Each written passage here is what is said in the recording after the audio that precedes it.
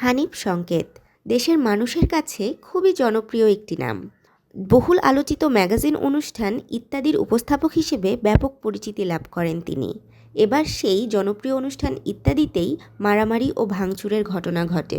৯ জানুয়ারি সন্ধ্যার পরে ঠাকুরগাঁয়ের রানীশংকৈল উপজেলায় অবস্থিত রাজা টঙ্কনাথের রাজবাড়িতে আয়োজন করা হয় ইত্যাদি অনুষ্ঠানের। সেই অনুষ্ঠানটিকে ঘিরেই ঘটেছে এমন ঘটনা।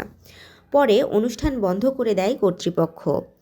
অনুষ্ঠান স্থগিত করা প্রসঙ্গে ইত্যাদি অনুষ্ঠানের পরিচালক হানিফ সংকেত বলেন, অনেক চেষ্টা করেও আপনাদের শান্ত করতে পারলাম না। আপনাদের জন্যই একটি সুন্দর অনুষ্ঠান আয়োজন করতে চেয়েছিলাম, তবে সেটা আর সম্ভব হলো না। ততক্ষণে অনুষ্ঠানের মারপিট ও ভাঙচুরের বেশ কিছু ভিডিও ফুটেজ সামাজিক যোগাযোগ মাধ্যমে ছড়িয়ে পড়লে তা কয়েক মুহূর্তের মধ্যেই ভাইরাল হয়ে যায়। অনুষ্ঠানটিতে ২,০০০ মানুষের পাস থাকলেও পরবর্তীতে সেখানে প্রবেশ করে লাখখানেক মানুষ, আর এখানেই বাধে বিপত্তি। এক পর্যায়ে চেয়ারে বসাকে কেন্দ্র করেই মারপিট ও ভাঙচুর শুরু হয় বলে জানিয়েছেন স্থানীয়রা। তাশরিফা তৃষা, তরঙ্গ টিভি।